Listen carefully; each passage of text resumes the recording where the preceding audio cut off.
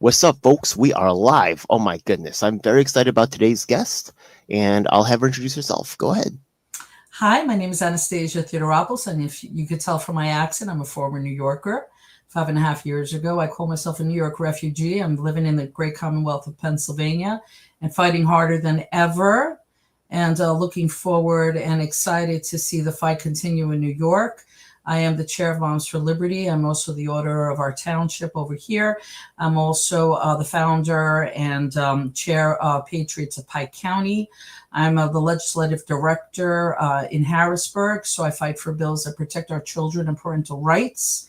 And I'm a true constitutionalist and, just willing to do whatever we can together and to organize and network. And so happy to be with you, DJ Elf, because you know what? You're in the thick of it. Okay, you're in the belly of the beast, and we have to do what we need to do, which most importantly is to network. With COVID, they tried to isolate us, and what they ended up doing was the exact opposite, by the grace of God, which is to network and organize us in ways that we will never forget, because now we're more powerful than ever. And I think for the first time, I could honestly say, I think we're winning. Appreciate that. Yeah. You also have a show called MAGA Kingdom or something like that? Yeah, MAGA Kingdom Report. So I'm the co-host. I'm the executive producer, and with Dr. Richard Panzer and Frank Scavo.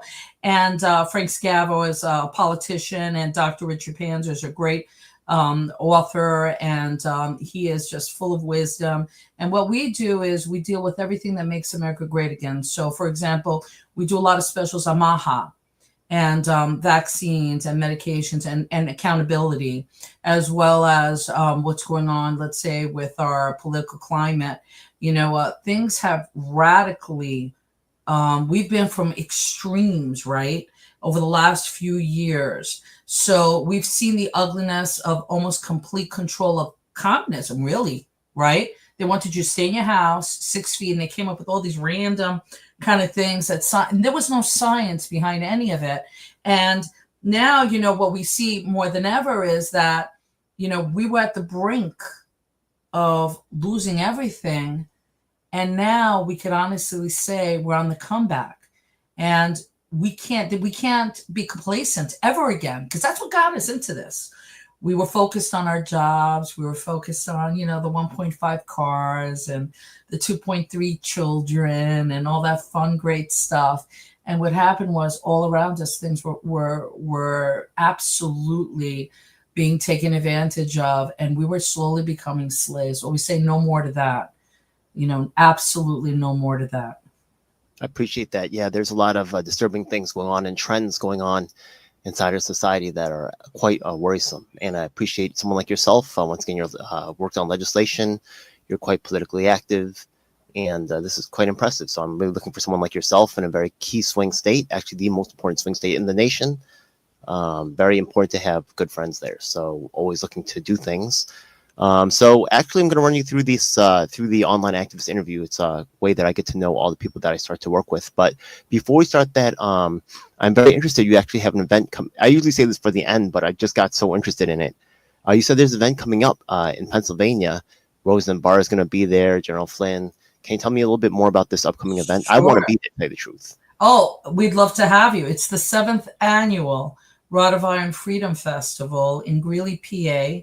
And it's on the Tommy Ground Warehouse grounds. We usually have anywhere from 5,000 to 10,000 people join. You could go to our website, which is rodofironfreedomfestival.org.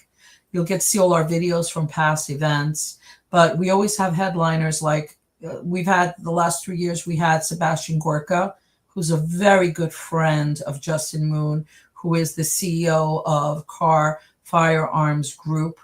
For you fans out there who are Second Amendment lovers, they have like the top 5 gun companies in the world. Also Korean. But what's great is it doesn't, wherever you came from, right? I'm from Greece. We all came from somewhere. But you come here for the American dream. And what happens is you find your niche and you work hard. And guess what? You make a great product. One of the things that most of your fans will know from like the movies, is the Desert Eagle. Right? Yeah. You see like Deadpool. Deadpool pulls out the 2 Desert Eagles, right? Yeah. Okay, they're in all the movies. I got a nice collection of Desert Eagles. I'm obsessed with them because guess what? When you run out of the bullets, you just knock somebody over the head. You're good. You got them. You know what I'm saying? It's a big gun. I understand. I understand. so Okay. what he did was this company he bought because it was originally the Desert Eagle company was here in the United States, and he moved the company over. They moved to Israel, and he was Well, like, "This interesting. is yeah." He was like, "This company is an American staple." So he went and bought the company from Israel and brought it back to America where it belonged. And it became one of the hallmarks for the car firearms group. So a lot of Interesting. great American spirit. And what's wonderful is, we're all diverse, and what we bring together, is ingenuity. So wait. I just wanted to because I'm checking my calendar right now. When is this actual event happening? This Yes, it's always Columbus Day weekend. This year it lands on Saturday, October 11th and Sunday, October 12th. So I will tell you more about the festival. It is the seventh annual because you had Justin Moon and Pastor Sean, who's been on your show before. Their father, Reverend Sun Myung Moon, was in jail in North Korea for spreading Christianity. And what happened, it was the U.S. Air Force, they came and bombed and rescued the Christians. Everything around them burned, destroyed, except for these Christians who were supposed to be executed the next day. You can't make this stuff up, right? So okay. the family, because of that miracle, they loved the U.S. military because they saw the good that the U.S. military did by saving Christians and getting involved. And this is a wonderful story because we hear a whole lot of ugliness and other things, but we never hear the really beautiful stories that also happen. And that was on Columbus Day weekend. Okay. So it's like a homage to our veterans, this event. This year we are celebrating the 250th anniversary of the United States Army, Navy, and Marine Corps. In 1775, they were created in that year, and it was a year later that our Constitution, the U.S. Constitution, was developed.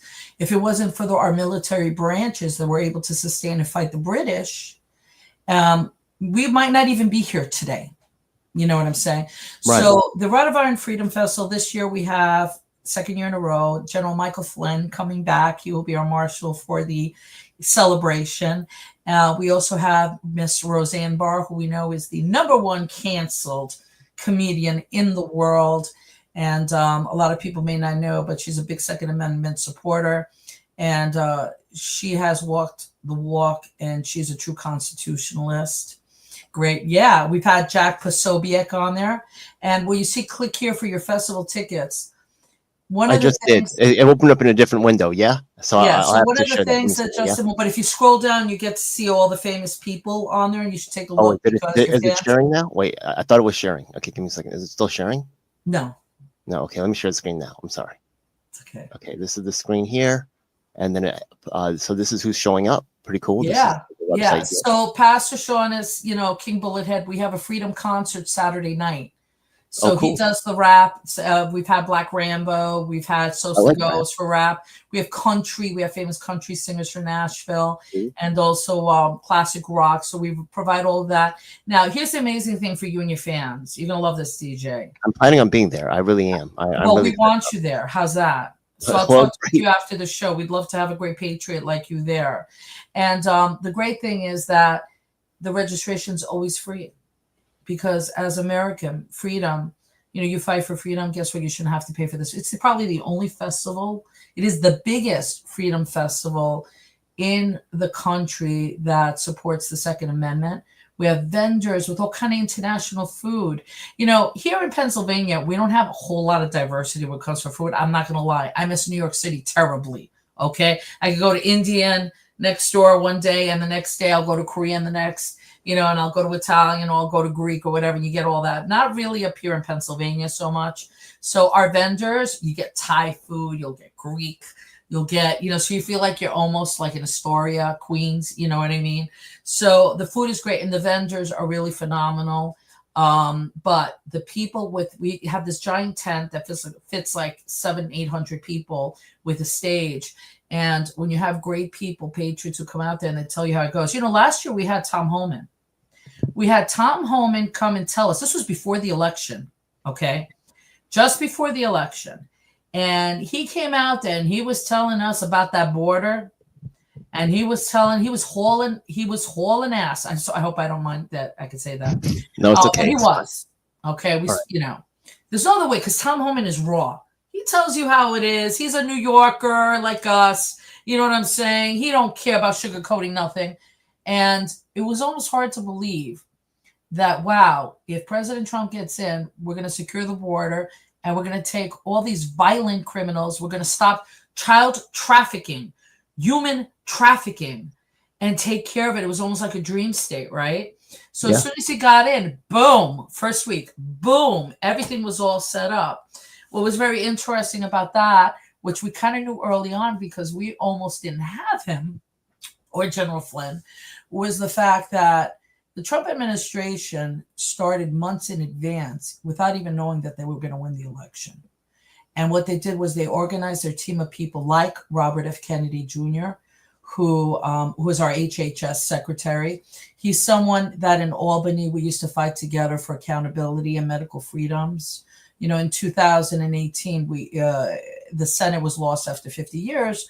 So what happened was you didn't have a push and pull between the political climates, which you kind of need so that there can be some kind of negotiations and really getting down to what do we really want? What are you really willing to give up? One thing that I really like about what you're saying right now is you're talking about balance. And a lot of people on the left have no sense of balance. They just want it their way all the time. But once again, I really, and just to throw in a little bit of flavor, something that I was thinking about when you were talking right now, you're talking about migrants, illegal immigration, things like that. And just so you know, I actually was homeless at the age of 16. I lived around a lot of people that were actually, illegal immigrants, stuff like that. We all kind of got piled up together, people that were disabled, people that were formerly incarcerated. I understand where people have compassion for people that are migrants, but I'm going to tell you right now that someone who has lived with them, okay, they're often targeted by the criminals that they let in with the migrants. I lost you. I can't hear you. DJ, I can't hear you.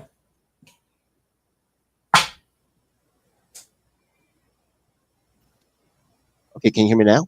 I can hear you now. Sorry. So you were saying targeted. Yeah. They're often targeted is what. They're often targeted, right? The thing is that we know that black on black crime, right? We see Daniel Penny, right? Some guys, Jordan Neely comes out, and I'm a subway musician myself because I'm black belt listed by the Democrats.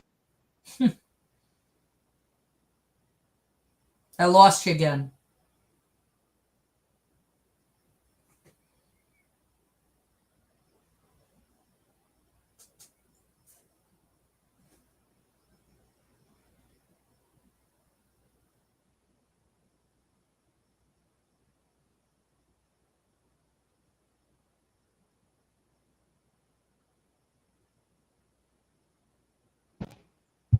Yeah, okay, I'm sorry. Yeah, something's going to be up with my system here. I'm going to try. It's all right. Technical difficulties. It's raining here, so it might be from my end too. Oh, I'm on my camera, so I shouldn't need that microphone anymore. Okay, I switched to my camera mic. It might sound a little different. It is what it is. So once again, I understand where you feel compassion for people that are migrants, but what the press is not talking about is the violence that happens in the migrant shelters. The thing is that the people we know, oftentimes gangsters will actually threaten people who are their own, who they understand, who they can victimize, who don't really have a voice. And they're run by the cartels. They're affiliated with gangs and ties, and they're looking for very specific things to victimize again. And the thing is that they were not vetted. Yeah, the other people in the shelter. So you think you're helping, right? And I understand, but this is actually a Democrat trick. And the thing is that, you're not wrong if there's some issues that need to be addressed, but just want to throw that out there. So if you're actually someone who has not experienced homelessness, has not lived with them, and maybe you're providing some help with them on the weekends, maybe you're giving them food, and I've been with those people that have those kinds of compassionate feelings, and I applaud you for that. But I want you to realize that not everything is as it seems. I have a lot of credibility. I've actually helped a lot of people that are homeless, and I'm telling you that No, that's Sometimes it can work, sometimes it wonderful. can't. But yeah, there Because needs I to be was in the balance. nonprofit industry for many years in the South Bronx, right off the Grand Concourse, and also in Far Rockaway. And what I did was I wrote grants and I ran vocational training programs for homeless or for individuals who are high risk. And that was usually from the age of 16 to 24. So I walked the walk because I recognized that number one, you had a lot of vulnerable populations, and it's not like everybody has to go to college. Are you kidding me? No. What you need is somewhere warm to stay, somewhere safe, and you need to fill your belly. And what does that mean? We used to try to provide the tools so that you can find a path to self-sustainability, whatever that meant. So I'm 100% with you, DJ. What they did was they manipulated the passion of the American, who's very compassionate, and what they tried to do was to make everyone a victim when you were a victim when you were homeless, okay? That is different. Yeah. Then you got yourself up, you went like this, right? You went like this, and you said, I'm going to find my niche in this life, and this world is going to be better for it, okay? And I pray that for everyone, regardless of what you're into. But what they did instead was they knew one thing for sure. They want power. So the Democratic Party, and I was a JFK Democrat. I was also a feminist at one point because, I'm from New York City. I went to school, okay? Then as soon as I got my first real job, I'm like, wait a second. Why am I losing, almost 50% of my income?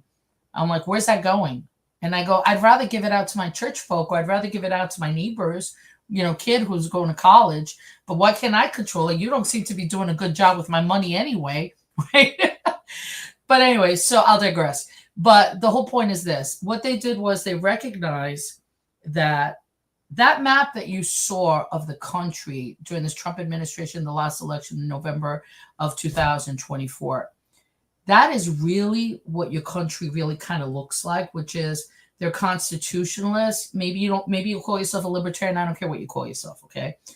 But you're based on a country of meritocracy, which is, as long as you, regardless of what you look like, what you believe, as long as you have the opportunity for the American dream, okay, then I'm going to support that type of government. And because of what we went through with COVID, everything was unveiled. And I think that was probably the biggest gift, the silver lining out of that catastrophe. I lost 5 people in New York from COVID, okay, and from the ventilator and other things. I know you have friends too. You're there. Belly the beast, okay? And now Cuomo is in the lead for the mayor. What? It's ridiculous. I hope they didn't die in those nursing homes. This is insane.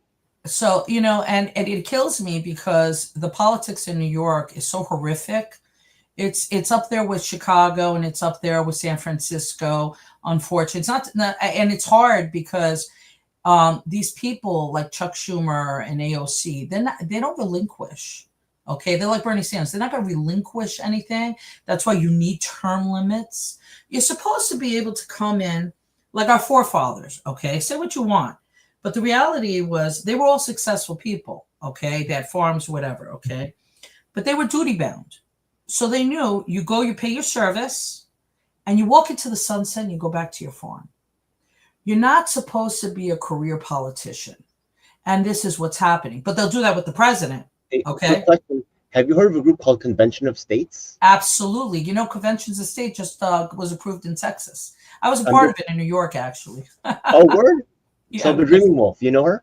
I'm actually making a presentation with Convention of States tomorrow. Oh my gosh, that's wonderful. There's a lot of groups out there that are right now. The Democrats are yelling oligarchy, blah blah blah. But they're the oligarchs. I'm going to tell you the truth. The fact of the matter is that they had $2 billion for their campaign, right? Trump only had less than $500,000, right? Where was less than $500 million? No, not less than $500 million. It was less than, what is it, 500 million or something? Yeah, but it was 4-1, right? He was outnumbered by the money. So the fact of the matter is that the Democrats cannot self-examine. And I also want to ask you about the Libertarians, right? The thing is that I also had an interview with Sam, I believe Sam Robb, he was former president candidate with the Libertarians, and they actually have 200 elected seats in New Hampshire. Okay. New Hampshire has the #1 Libertarian, by the way. Yeah, group. But they've made a lot of advancements in Pennsylvania, and they could be potential allies especially with fighting the vax mandates. Maybe not perfect Yeah. line of 1-to-1, but they could be a good Yeah. potential So I allies. will tell you, I will definitely tell you, being a former libertarian, um, it's important that because they're true constitutionalists. The only thing they don't have is, God. That's really the only difference between a conservative and the libertarian is the religious perspective. But I will tell you, in this past election, being involved and every 2 hours calling our precincts in our county here, I thought it was an anomaly what I saw. I never saw this before in all my years. I'm 54 years old. I've been involved in elections since I was 18 years old. And I never saw each precinct in Pennsylvania and Pike County, all 14, have more voters who are libertarian, independent, and other than Democrat. Okay, the Democrats should be shaking the oligarchs of the Democratic Party. I'll call them that because they like to use that word, but they are terrified, and they know they saw that map of what happened in the election, and they know the only way that they could win the votes is to have the illegals come in. Now, you and I both know as New Yorkers. Now, the people who are watching this who are not from New York will never understand this. But I moved here almost 6 years ago, okay?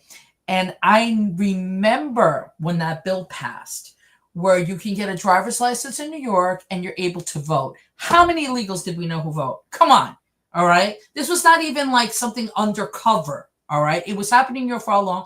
And then years later, like a couple of years ago, they're like, oh no, we don't have illegals vote. Who are you kidding? You're just a bunch of liars. You need that population because now you could count them in your census and now you could have more seats for your representatives for Congress. It's all about power. So you don't They already do care. this heavily with the senior centers. They're completely abusing the crap out of it. They've definitely, in terms of using in New York, it's crazy. I don't know about in Pennsylvania, but you're not. They don't want to. If you try to show them your ID when you vote, they're like, "No, I don't want to see your ID." Right? And Well, I will tell you here, we show our ID. And yeah, if you don't ask it, I'm pulling it out just out of principle. if you We think do about how have, much is at stake, you know what I mean? There's so much at stake, and they don't even want to. You would think they want to take some precautions. Nope. It's manipulation. It's rigging. There's a whole bunch of absolutely going on. so I will tell you two things because I want to make sure I remember this to get this out to your folks. Okay. Number one, 2020 election. We were here and we were heavily involved in the 2020 election. We were at a Trump victory dinner with the back room filled with the screens watching the numbers come in.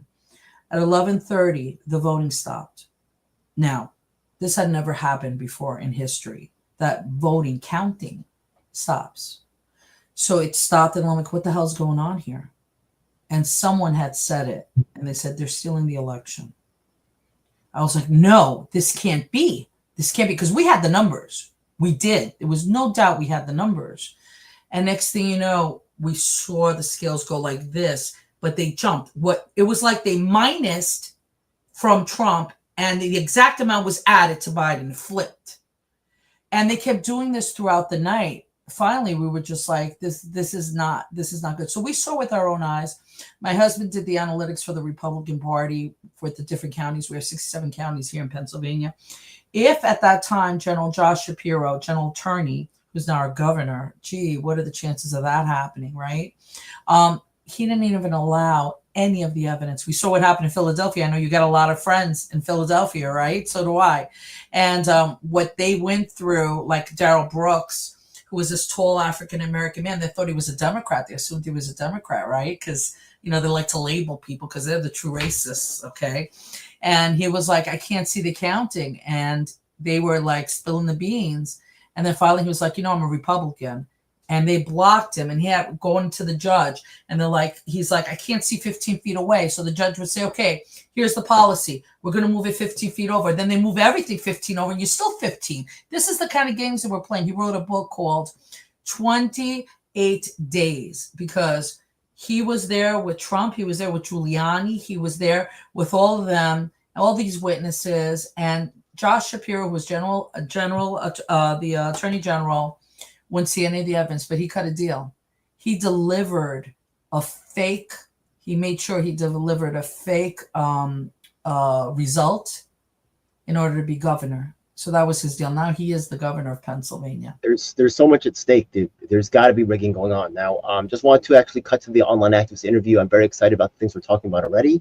I don't want to spin off too much before I really get to know your background and your capabilities, right? Your understanding. So the first question I'm going to ask for the online activist interview is, what got you started in the whole? When did you start to become politically active? Was it something woke in you, right? How'd you get into this whole political thing? Well, I love debating. So when I was in middle school, and at that time it was President Reagan. It was his second term, and he was running against Mondale. So this is going way back, okay? And we were Democrats. My father immigrated here legally at 40 years old. My mother was 34, and she was pregnant with me at 8.5 months. So who did I support? I supported Mondale. But we had such a robust debate. I mean, I was 14 years old, right? So, of course, Mondale won. And I realized the power of the voice, even if it's one voice. If you do your research and you're passionate, you really believe what you think to be true, then your voice should be heard. And I felt that every voice should be heard, regardless of whether you're wrong or right, or whether you think someone's wrong or right. And really, that is the birth of community and understanding each other and listening, which unfortunately we don't really have much anymore. It used to be like agree to disagree with your neighbor. And now it's like we could sit and talk to anybody, but unfortunately there's a fraction of the fringe that wants to kill you. Okay. So they don't want to hear what you have to say because they just want to kill you. Well, this is not the way it's supposed to be. So that's satanic. And that's the one thing that we're hoping, to change. And, as a Christian, you say you have to be the example. But guess what? They want to kill us more than ever. Turn the other cheek and all that stuff. So you got to be smart, and you got to be able to defend yourself. And I don't care how, whether you know Kung Fu or whether you're a sharpshooter or whatever it is, be prepared to defend you and your family. So from that point on, loving politics and that whole realm of debate got me into politics. And then, of course, once I got out of college, I recognized there's certain injustices and why they were happening. And I think you question, how come this is not being helped in your community, and how come these people are being helped? So you see injustices. So what's the first activist thing, like action that you took, right? You had an awakening, you watched the debate, right? But what's the first actual thing that you engaged in? The main thing that thrusted me was medical freedoms. And I'll tell you why. My husband and I got married. My sister-in-law got married 4 months later. We were all trying to get pregnant. My husband and I, wasn't happening for us. So my sister-in-law gets pregnant. She has a baby. We had no children with disabilities in our family, neither family, right? And we saw him at a period around 2 years old, just couldn't even look you in the eye. And he is right now 27 years old, in diapers and nonverbal. And my husband, being a scientist, he said, we have to know what's going on with this child, what happened. And all of a sudden he comes with all this research and he says, I think it's the vaccines. He goes, heavy metal toxins, neurological damage, swelling of the brain. He goes, it has to be from the metals. Where are you getting the metals from? And what happened within a small period of time, when you got 6 injections, including the MMR, which is the measles, mumps, and rubella, and with your DTaP. And that's what shook me. But then what shook me even more was 2 years later, another sister-in-law, we're still trying to have kids, wasn't happening for us, okay? Have a son, and the same thing happened. So we're like, how does, we didn't grow up like that. There was nothing like that. Yes, there were, kids that were a little weaker or whatever, but not for like autism. Okay. Yeah. So then the third one, my husband has 3 sisters and her daughter.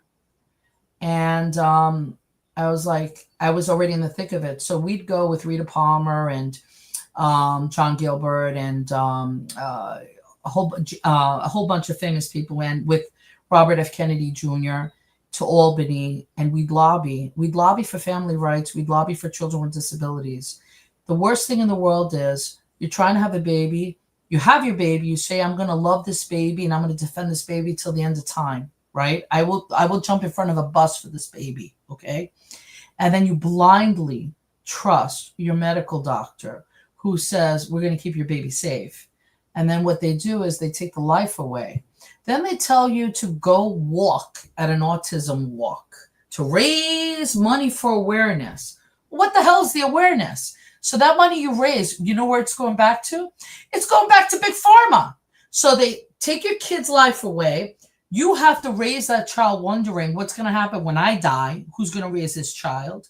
And then on the way, they keep taking your money away and paying the people who committed the crime. There is no worse scam that I've ever seen in my life. And they're attacking our children. So it didn't stop there because... You're absolutely right. The fact of the matter is that I have extensive medical background myself. I worked in several emergency rooms. I worked for a pulmonologist. I worked for a Harvard-trained pulmonologist. I worked for also a neurologist. And the fact of the matter is the medical industry is already openly, like if you take the polio vaccine, they give you the oral, right, which is actually causing cases of polio when they could use supposedly another method. But, it's cheaper and it's more easier to do it in another way. And well, they say polio was eradicated, but it wasn't. Yeah, even within their own in the form system, of MS right now. Yeah. It's in the form of other diseases that didn't exist. Yeah. Clear contradictions. There's another movie called Puncture where you can see the industry. If you take a look at hypodermic needles, they cause something called stick injuries where people get AIDS and stuff like that. This is dangerous to the health practitioners themselves and nurses, the doctors who give the shots. But the thing is that they invented a syringe that will automatically clip the needle off to prevent stick injuries. But the thing is that the medical industry was already too invested in regular syringes. So even though it's less safe, they don't care, right? The thing is that this is a business, it's an industry, which unfortunately a lot of people don't recognize. So no, and it started with the Rockefellers. This started over 120 years ago with very elite people, and this wasn't political. This was elitist, and it started with the idea that we were all like a virus. So that you needed to remove maybe 80% of the population, de-escalate and all that stuff. And they got involved. They took over. The Rockefellers took over the Medical Association, which we see today as Western medicine, which is getting rid of symptoms or, blanketing the symptoms, but never getting to a cure. And the homeopathic remedies, and I don't care what culture you came from, right? It's like chicken soup. Every culture in the world has a chicken soup recipe because they know if you're not feeling good, the protein and the hot liquid is a good thing. So these are common things that happen for thousands of years, and Western medicine came in and said, you're crazy. That was the beginning of the end. And of course, we see in 1986, President Reagan at that time signed an executive order, which became law, which was to protect the vaccine industry. And from that point on, we went from like 28 vaccines for a child under 6 to 72, which is the highest in the world. And we also have the highest pediatric deaths, the highest pediatric cancers, SIDS, which is sudden death syndrome. It's not sudden because you don't know. It's actually vaccine injury because the child loses its senses. And if a blanket goes in front of the face, when the baby's born, they do the sensory organ test. The child's supposed to respond. If you rub the bottom of the foot should go like this.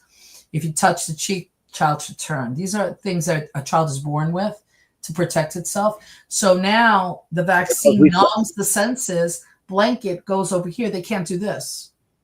So what do? They suffocate because their senses are gone from the vaccines. So that's why they call it sudden death syndrome. It's criminal what they've been doing, but no more. And I believe that. I believe that Robert F. Kennedy Jr., it is a blessing. I worked with the man. We didn't agree on a lot of things, but we agreed on was environmental, and we certainly agreed on accountability for the food industry and also for the vaccines. Appreciate that. Yeah, I think those are important fights. All right, so the next question is the first half of the interview is getting to know you. The second half is like understanding you, understanding activism from your viewpoint. So some activists say they have a certain ideology. Earlier we mentioned AOC. We know that she called herself a socialist. Other people call themselves different things. Do you have any particular political ideology that you follow? Yeah, well, I'm a Christian. I'm also part of the church, the Sanctuary Church. I was Greek Orthodox. You also said conservative earlier. I'm sorry? You also said conservative earlier. Yeah, I have conservative values because I'm a Christian. So I believe in the strength of the family. I believe that a child who has the love of a father and a mother, nothing is ever perfect. But if you start off with God in your home, and even through the problems, being able to understand that a man needs to be respected and a woman needs to be loved. And when a child sees that kind of relationship, even when they yell at each other or even if they don't agree, that child is learning how to have a family and sustain a family. It is that unit that is important to life and the future of humanity. So in saying that, I was Greek Orthodox, so I was about 50. And I was betrayed. My family was betrayed by the church 3 times.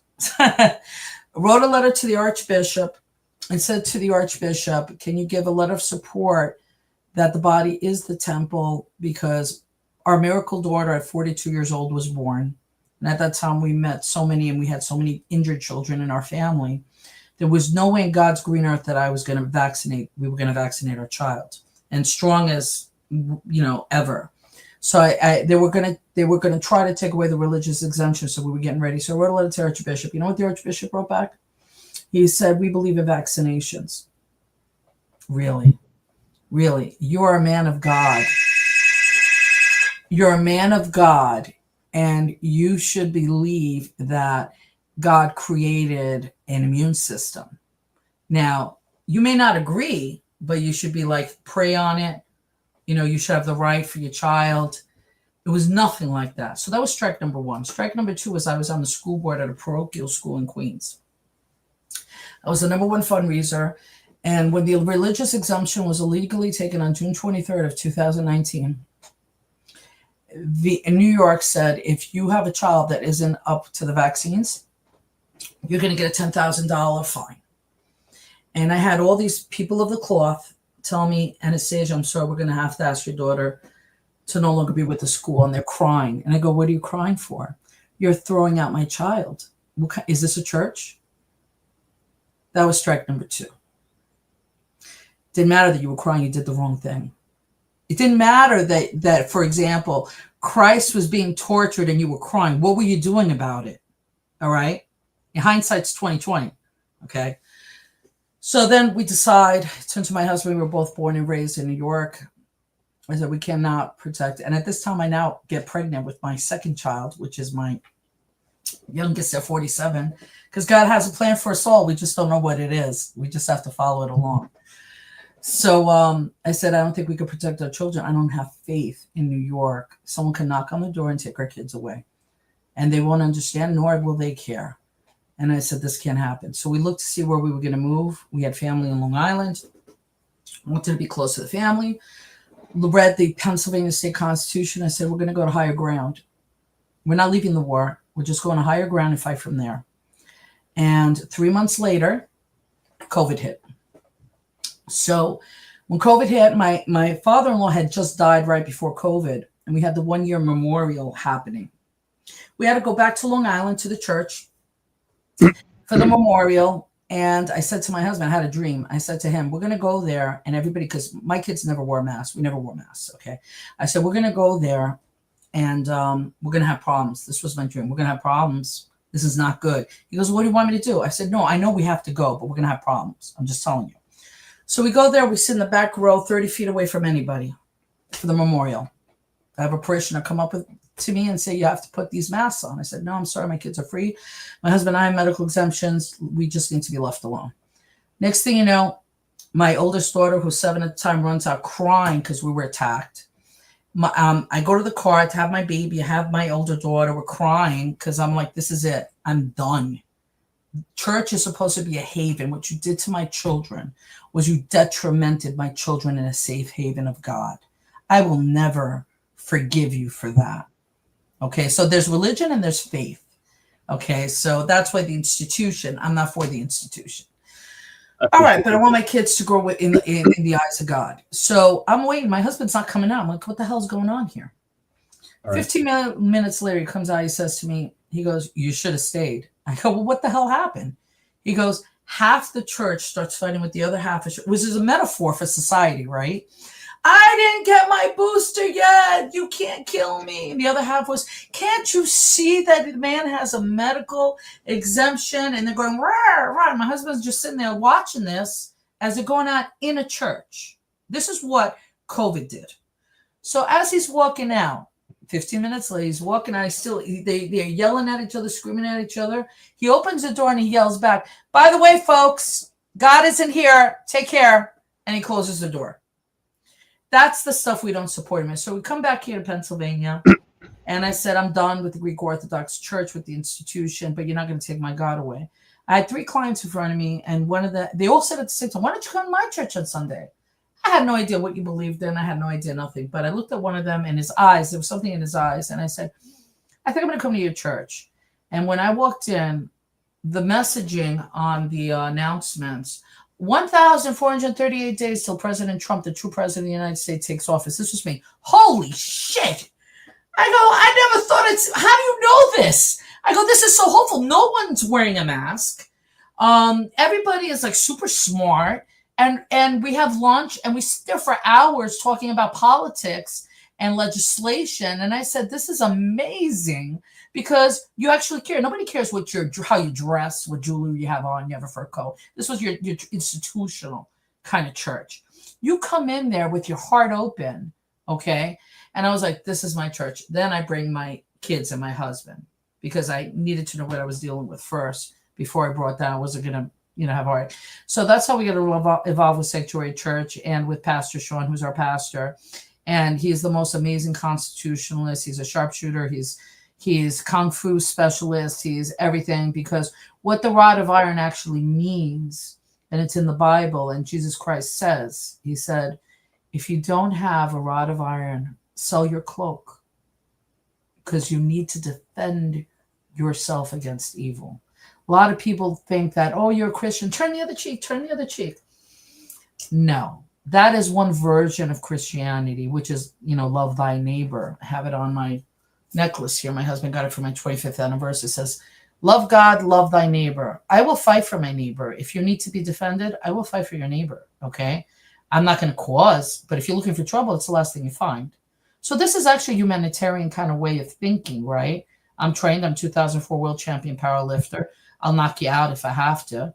But, I also carry. That was the one thing in New York that really made me very sick, was the fact that they had all these restrictions on your Second Amendment. And you're a powerlifter?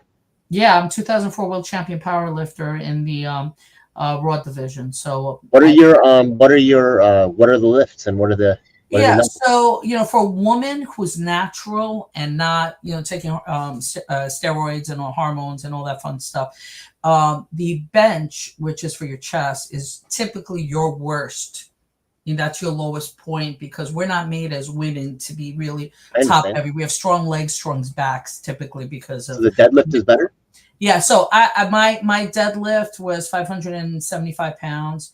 My squat was 525, and my bench was 325. Damn, destroying me. Gotta give you props. I have a gym out here too. Oh my gosh, in New York, shoot. We sold our 15,000 square foot gym. It still exists there in Queens. It's called Coliseum Gym. Oh, I heard that was our gym. Yeah. All the famous bodybuilders, everybody. My husband and I built it in 2003. Okay. And when we moved, we sold it because we had to save our children. People don't think it's easy, but if you believe what you believe, you have to take the leap of faith to defend the most vulnerable, which is the little ones, the children. And if you don't, that is a sin. One day we will all die. That is inevitable. All right. I do have another question, but my screen seems to have frozen. Let me just refresh for a second. Give me a second. Oh, now it's back. Okay. Sometimes my connection. So my feeling is this: when we die, we're going to face the eyes of God. Okay. I'm sorry, I think my connection is a little iffy. Can you hear me? Are you there, DJ? Yeah, I can hear you. So okay, my feeling is you're going to die, and everyone is going to face the eyes of God, and God's going to ask you, what did you do? Right. And my whole thing is that I'm going to look him straight in the eye, and I'm going to say, I try to protect our children as best as possible. I did not walk away from any battle that had to do. So if you think like that, that'll always give you strength to move on with your mission. because it's so easy to walk away and say, you know what, I'm just going to live my life with my 2.3 children and my 1.5 cars, and it's bullshit. It's all a lie. All right. So the next question is, sometimes people, they say they represent different movements, things like that, but there's different possibilities, right? Like some Republicans might say, oh, I'm actually a Ronald Reagan type Republican, or they might say, I'm actually more, sometimes some people say Trump is a different thing or he's a similar thing, or they might say, I'm completely MAGA, right? So do you have a certain, within your ideology, do you have someone, or it doesn't have to be necessarily within that, but someone who's influenced yourself politically or as an activist, who's influenced absolutely. Absolutely. I am definitely 100% a MAGA Republican, Make America Great Again. And even that, the left try to destroy, what is the problem with wanting to make your country as good as it could be? I mean, if you think about it that way, that's kind of crazy, right? And it doesn't say make Trump America great. No, it's make America great regardless, which is basically, in a nutshell, I'm going to tell you what the formula is. Small government. Keep out of your business. I like that a lot. I think that's very powerful. I really appreciate that answer. And just so you know, I've been very impressed. Earlier, she talked about a guy. She mentioned some names. I did not recognize Rita, but John Gilmore. He's done a lot of work. I really respect him. He's done a lot of legislative work, powerful work. And also, we've talked behind the scenes about she's done work with Ron Kim, right, to contact his office. He's the first Korean American elected legislature in New York City history. So you know a lot of people, so it's very and I agree with you that I'm personally followed this particular, and a lot of people, I like how you said it wasn't necessarily about one person, but more the ideology framework, which sometimes MAGA might have personally I like Bannon better than Musk, right? We had Bannon. Bannon stream into the Freedom Festival in the beginning, so we love Bannon. So sometimes people feel like Republican, they feel like they understand what that means, or they feel like the term conservative, they feel like they know what that means. But within that ideology, there's many different possible expressions. So it's good to understand that. Okay, so the next question that I have is okay, I'm going to switch off to asking questions about activism. I think that's the questions I have about you. Oh, no, I do have another question. Okay, so with all the activists that come on here, there's people, that come in with different ranges of experiences. And, people want to understand, right? So what would you say out of everything that you've accomplished, and I know it's quite significant, what are you most proud of accomplishing? And I know a lot of people say their kids, stuff like that, and that's fine, but if you could keep it maybe more geared towards activism or political type work, that's really what I'm looking for. I think probably what I'm most proud of is organizing.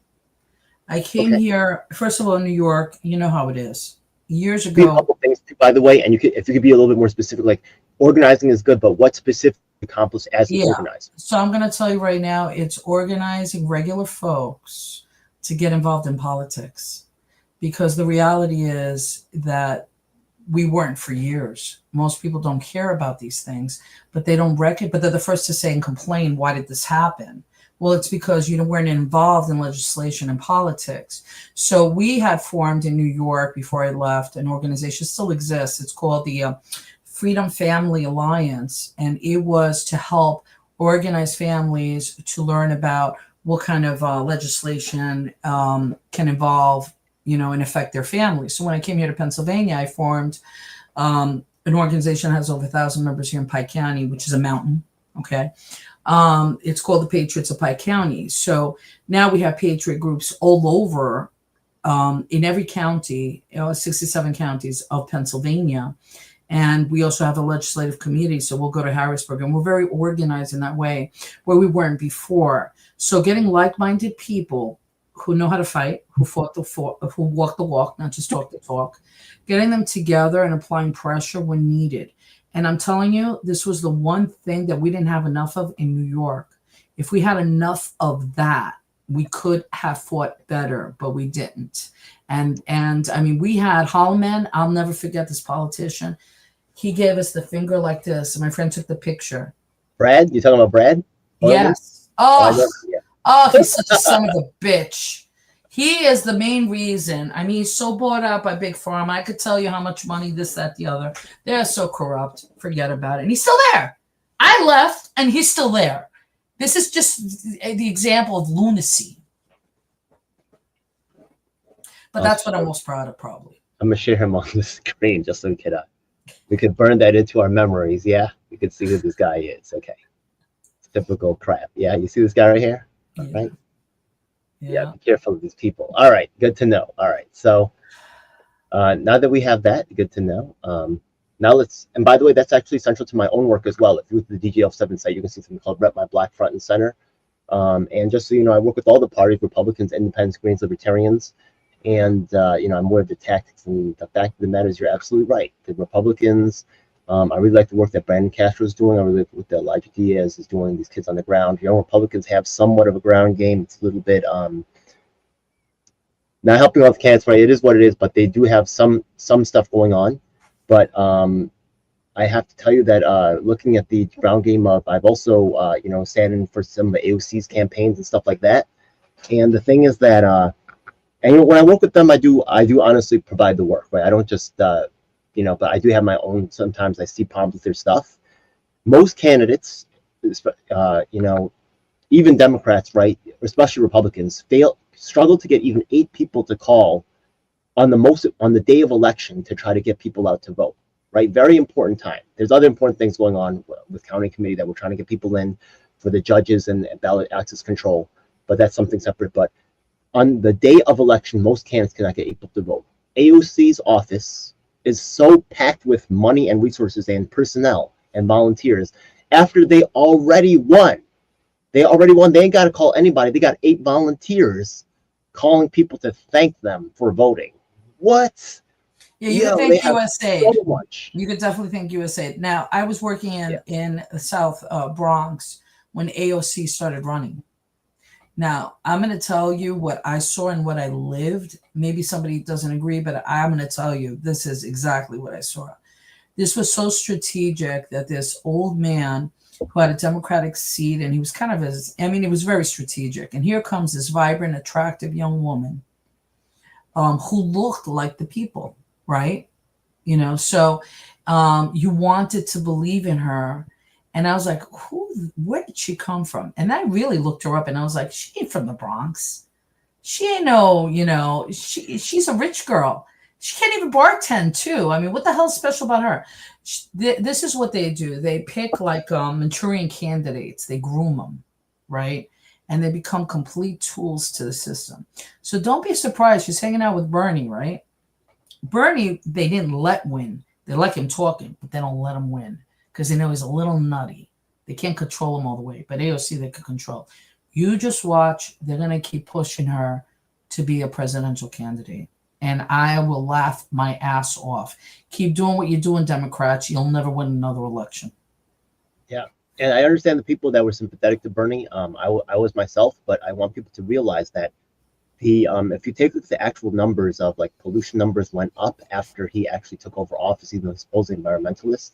There's a lot of like no one's perfect, right? And the fact that matters that Bernie, okay, you lost the working class, right? The working class voted for Trump because you weren't able to deliver, right? And your friends, Hillary Clinton, all those other, you know, super corrupt, you know, body count, you know, child, you know, molesting individuals, right? Like Biden sniffing all, y'all crazy. So you got a nice message, and you were able to fill stadiums, and respect that. But you know, y'all really coming up short, and your actions are not bad. Your words sound great, but you know, and you got the great looking AOC. You're exactly right. It's some Puff Daddy, you know, gatekeeping, you know, music industry type of, you know, marketing BS, and the real substance is not there. AOC. Well, they even use the word oligarchy. You think that's their word? How many people actually know what an oligarchy is? You're such a pompous ass. That's that exactly you come what up with oligarchy? That ain't cool. That ain't hip to the people. What the hell? You just they keep exposing themselves as such fakers. They're fakers. They're self-contradictory. You know what I mean? Yeah, it doesn't make any sense. And do you want actually a woman who's actually, you know, AOC, maybe she looks okay, but she's out there peddling what, like alcoholic drinks to get you drunk. Meanwhile, right, we have a world champion powerlifter right here. Oh my, who do you think really, has more grit, drive, and determination? So, pretty girl who actually got a job as a bartender. Like, come on, man. Come on, man. A No, it mom, was all yeah. strategic. No pretty girl at her age says, I'm going to become a politician, I'm going to fight, and I'm going to walk the walk. Like what you're doing with your show. You fight. Yeah. Okay. Absolutely, yeah. But that's why sometimes you're the fighting right a side, system. The more you fight, the more pushback you get back. You don't walk into a situation winning. sometimes conservative right-hand people get tempted by this, and I was really disappointed to see Amber Rose speak at the Republican National Convention. I thought that was disgusting, but we'll see where we could, we'll see. Everybody, I believe redemption arc, so maybe, right? Yeah, but agreed. I thought that Amber Rose was just odd. I agree with you. And redemption, God loves redemption, because if you're perfect your entire life, he'd rather take someone who fell, was on the streets, drug addict. You're probably deranged, and you're probably a communist because you think you're perfect. That's right. But you turned and you found God and you changed your life around. God will love the redeemed person every single time, because you know that you fought the demons. You fought the demons and you won. How can you not respect that? I'm okay with redemption arcs. I think that they should be available. So we're gonna see what's up. Yeah.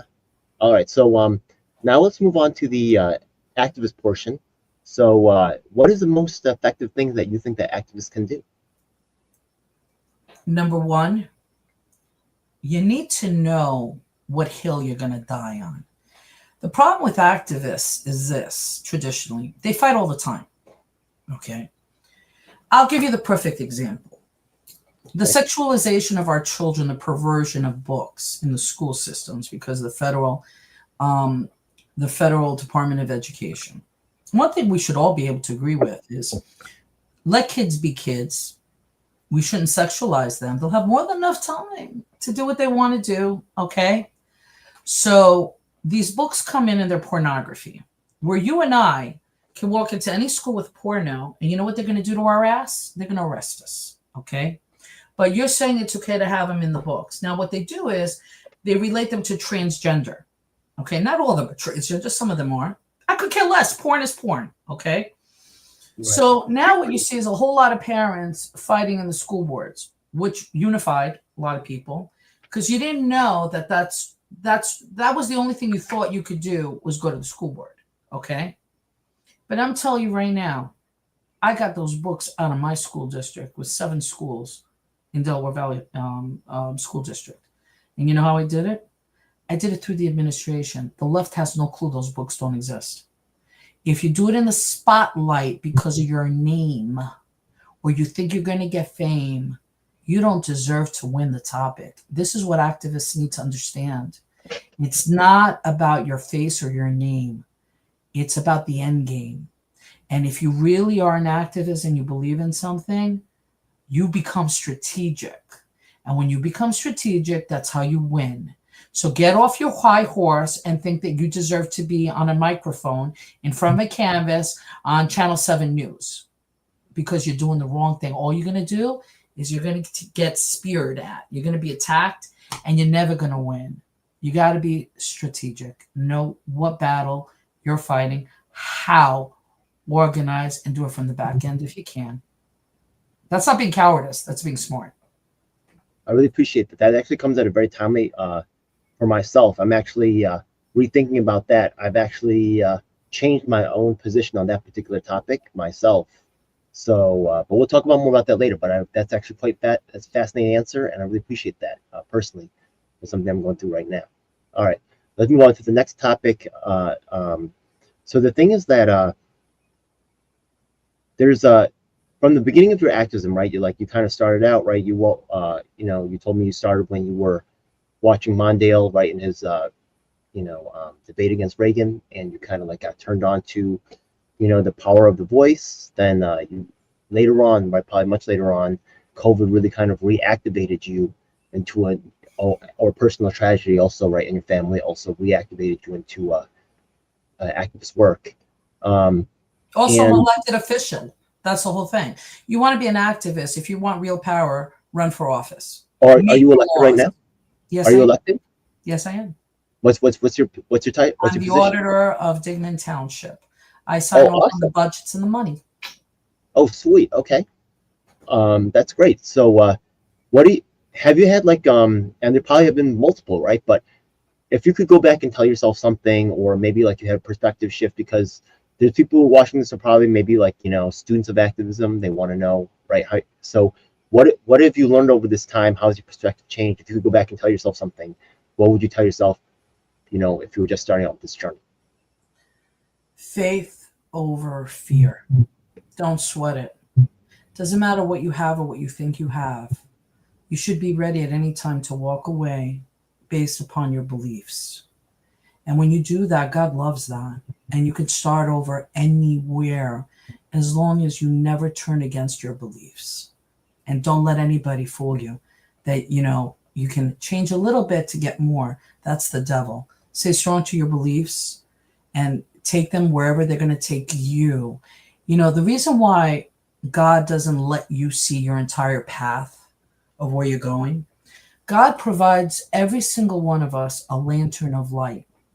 It's a couple of steps, that you can take. Those who have fear will say, well, I don't know where I'm going. Why should I go that way? It's a little scary. But someone who has faith over fear will say, you know what? God is providing me this lantern. I'm going to follow it wherever it's going to take me.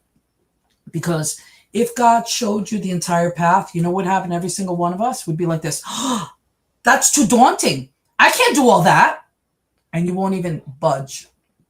God knows what he does. He gives us signs to follow a path that we don't even think we know sometimes.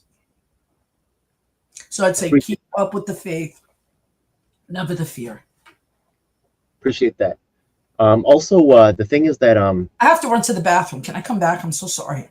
oh no, that's fine. It's fine. Go ahead. Yeah, I'll be right here. Yeah. All right, folks. I really respect this lady's work a lot. By the way, is anybody in the chat right now? Oh, not right. Okay.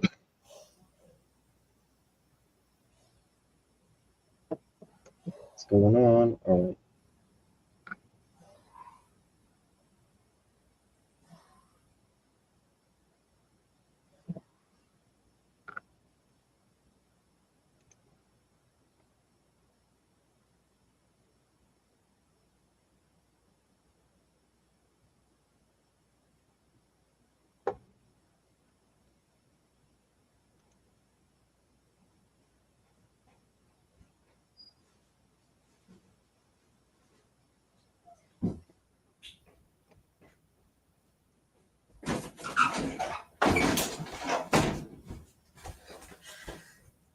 Thanks so much.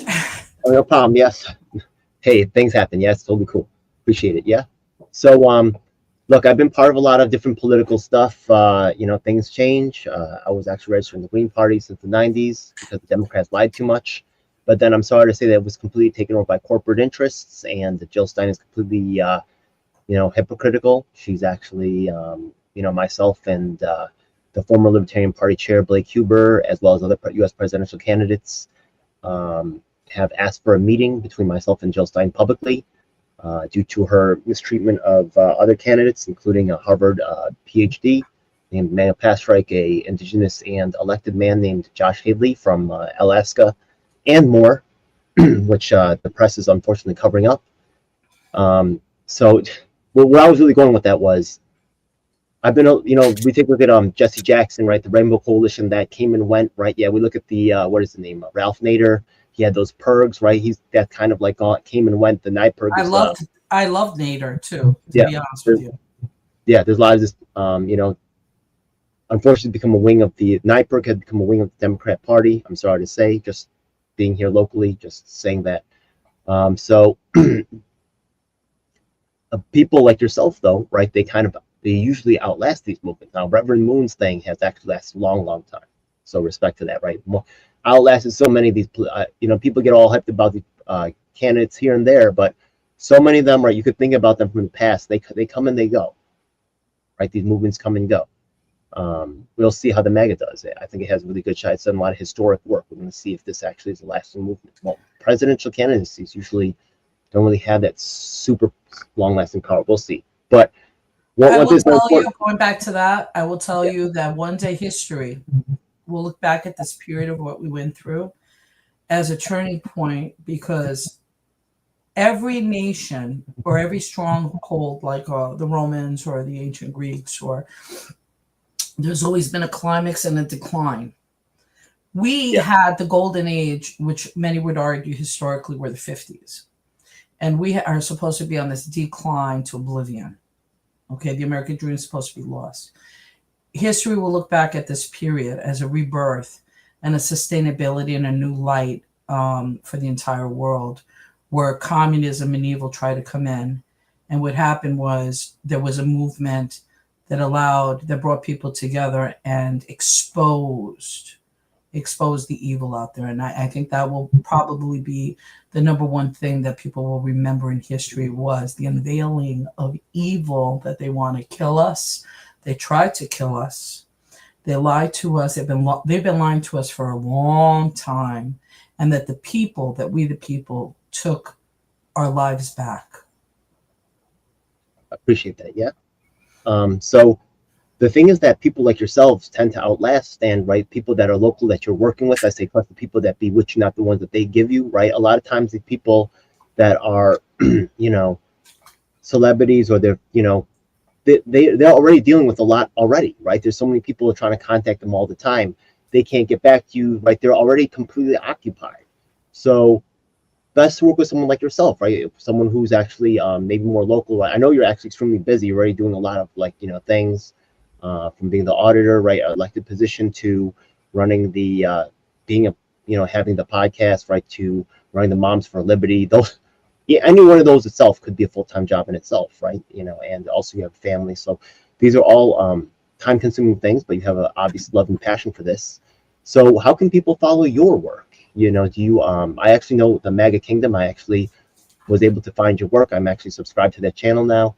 But how Thank else you. can people find your work and follow you? Do you have a social media website for yourself? It's interesting because I can't stand social media, but I appreciate that it's something you could do. So I run the X account. Dr. Richard Panzer runs a YouTube. But if you want to get in touch with me, you can go to MAGA Kingdom Report at info number 4 Patriots, and you can leave a comment or whatnot. I always see that. Also, I think you go to my Facebook. I'll give it to you. I don't care. Annastasia Petsis Theodoropaulos, because it wasn't long enough. My maiden name is in there too. 2 N's. As soon as you put ANNAST, you can come up with me. But also, please go to the website, RodofIronFreedomFestival.com. I do see all the messages there. Check it out. We want to see as many patriots coming, from the tri-state area as possible, to celebrate with us and to learn. There's so much networking that goes on, so much education, and dare I say, I think everyone leaves there. It's a family place, but everyone leaves there being closer to God. And I Have really you had Korean barbecue? Yes. Oh, Oh it's yeah, so we get good. barbecue. It's Oh yeah, so all kinds of fun stuff. We used to do a lot of events for our veterans. We used to call them bullets and barbecue. Listen, I we're haven't very had. cool in Yeah, Pennsylvania, in case you didn't know. Maybe not Philly. I But haven't up been here to in an the mountain, outdoor. we are. Yeah, I haven't been to outdoor Korean barbecue in a long time. I mean, in the restaurant it's nice, but the outdoor is its own experience, and I'm really looking forward to it. I really have not had the experience for like maybe a decade now. I'm really looking. Yeah, Listen, take a trip. Take a trip up any I'm definitely. Sunday. Come, we'll show you a good time, and you'll never forget it. Yeah, maybe we'll even meet up in Philadelphia, but I'm definitely in October. That's a ways away, but that's also right before the critical election time. But I will take a weekend off. You guys are definitely a high interest, and you're amazing. I definitely want to talk about a couple things after this, but just want to follow the script of the interview, and we're actually at the last question. So now after this, we can just freestyle. So now that people have your information, and we already talked about the festival. Is there anything else? Usually the question is like, what do they have to look forward to? We already talked about the festival, which is coming up in October, Columbus Day weekend. Is there any other particular issues that you or events that people have to look forward to? Well, there's a lot of stuff coming up. I'm always involved in, fundraisers and stuff like that. We just did a big fundraiser this weekend for Josh Prince, who was running for judge at Commonwealth. And we were able to auction off a gun. I won the auction. Yay. So that's always great. But if you come to these parts, it's funny because in New York City you have millions of people, right? When you come to Pike County, Pennsylvania, it's like a small town. Like there's 46,000 people, so everybody knows each other. I got to tell you, I love it because guess what? If you keep your nose clean and you do the right thing, you got no problems with nobody. Now, if you're not a good person, you're nefarious, you do something, guess what? You're screwed. And I love that way because that's the way you should be judged. What are you providing to your community and so forth? And the one thing that I tell, please, your audience, I'm right on this. I don't want to hear how busy you are, that you can't help. I sleep 2 to 3 hours a day, okay, trying to get my shit done. Okay, so please don't tell me how busy you are. If you care, you will carve out the time. I don't really care what it is. Be a part of something. Be proud of the work that you do because it affects others. And you can't get that out of your job. You got to get that through your activism to make a difference. We almost lost everything. We should all been dead right now the way they wanted it, okay? And we're not. Do you know why? Because we fought back. Never forget. Okay. So now that technically the interview is over, but now we're actually going to make our own plans. So now Pennsylvania is a very strong swing state. I do see that you have actually quite a bit of strong experience in terms of fighting vaccine mandates, things like that. That's definitely a topic that I'm interested in. I do. You could see. I don't know if you've seen some of my work as in terms of fighting vaccine mandates, but the people actually from the vaccine mandate squad have never really gotten back to me. And there's other. So like John Gilmore. Once again, I do really respect his work. I am friendly to him. But he's never come on my channel for anything. It's okay. It is what it is. He had his own crew of, I think that there's other things higher up. They won't come on my show either, so you're in good company. Yeah. I think there's a guy called Nick Brana, right, who actually got a high position in the RFK campaign, who actually I struggle very hard against. And I think that he's actually, or others may be also involved with trying to keep me from, progressing in that lane. So the fighting vaccine mandates, even though I have like a lot of credibility because I told you about my depth of medical experience. I also even besides working with those jobs, I also worked for a law firm as a independent medical examining watchdog, protecting patients from the insurance industry. So I have a lot of unique credibility, but once again, not saying that John Gilmore and just gonna also used to be at the same school as Michael Caine, right? Yes, I worked with Michael Caine, so the Young Women's Leadership School. Yeah, so I think that Michael Caine doesn't want to work with me. That's okay, right? It's okay. He doesn't want to work with me either, and we work together. But he is, yeah. But once again, I do respect his work, and they do have very, even though I do have good qualifications, they also have people with very good qualifications. People who are doctors, people who are nurses, who are willing to speak out. So I can't say they're not covered, as in terms of like having credible people to take on those issues. So maybe I'll try to do some more work with the vaccine. They're still trying to get people who are fired, right, their jobs back, things like that. Yeah, so let me be clear, because this is the conclusion I came to. I don't want you to harp on yourself at all, because I worked with these people and they will come to my shows. They're very limited as far as coming on podcasts, and they certainly don't want to be attacked because they're attacked anyway, but you don't want to be further attacked. So if they see you possibly as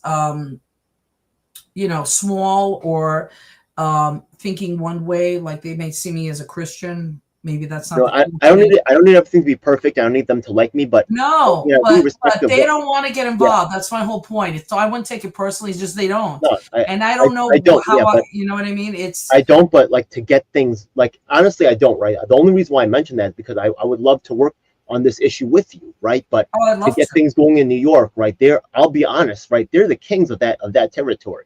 They are really doing fantastic, incredible work. I think I could be a good asset. You got to remember, we They're lost. Making a choice on the net. Yeah. Go ahead. I'm sorry. That's the big thing. We lost in 2019. You see, they're still trying to recover. That was one of the reasons. Hold on. That was one of the reasons why I left New York, is because they took away the New York constitutional rights of religion, freedom of religion, that was over 150 years old. Okay. That's why I knew. And I can't understand how They fight the same way every day. It's no offense to anybody. How are you going to get that back? The only way is you have to become politicians and you have to run the game.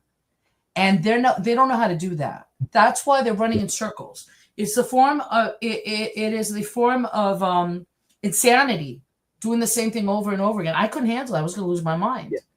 Do you see what I'm saying? So I had to protect my kids. I came to Pennsylvania. I did. You know, religious exemption in New York, what it used to be like, you had to go to court and you had to do all these things. I learned from Rita Palmer how to do a religious exemption. I helped the families do it. It was Michael very difficult. and others as well did great work as terms of like fighting. It was very difficult. Like that. But you go to a state like Pennsylvania. I registered my kids in school. I said, how do I know when it gets accepted? Do I go to court? I was so burnt, right? Damaged. They're like, no, you just check the box off. What do you mean approval? No one's going to approve what you think. This was me. Okay. So just so you know what I do, I actually have more candidate interviews than any other YouTuber. And the thing is that maybe we could set up, right? Maybe you have like a certain question you want to ask. So I could say, do you support religious exemptions for COVID vaccines or, just vaccines in general? And, I could ask every candidate that I encounter or something like that. And we could actually work on a project like that to make sure that certain issues are addressed. I would love that. The things I got to run because I have another appointment. But okay. Let's do this again. I look forward to working with you, DJ. Keep strong. It's really good to really understand your background, your skill set, and how you see things. We have a lot in common. We do. Thank you so much. And let me tell you, we're going to make sure I am the public relations marketing director for the festival. What I'll do is I'll make sure to put you on the schedule, and maybe we can have you interview some people there as well, if you like. Oh, great. Yeah. Oh, that would be amazing. Yeah. Convention of States, we got something going on up here. I got a Convention of State guy coming. They're going to be at the festival on Sunday. I'm appearing on Friday, tomorrow at their event in Staten Island. So maybe we could actually, coordinate more. Maybe we could even have like a team from New York, right? Not only Convention of States, the New York team come down with me to Pennsylvania, but I'll also see if I can get some other people. And it's free. What? How could you not go? It's very close. Pennsylvania. And the beauty of the fall. Yeah. It's so beautiful up here in the mountains with the change of leaves. It's stunning, actually. I'm going to tell all my friends to go. Majestic. You definitely come. Everybody's I'm trying to have New York be there in a big way. Like, from the, a lot of my people was actually coming to Pennsylvania regularly to work on the campaign for Trump, to try to, so I think I'm trying to get the whole crew to come roll out back to Pennsylvania for this event. I think it's amazing. Sounds great. We're looking forward to having you. Okay, we'll talk again real soon. All right. I'm sorry I have to run. I could talk to you all day. Take care. Bye.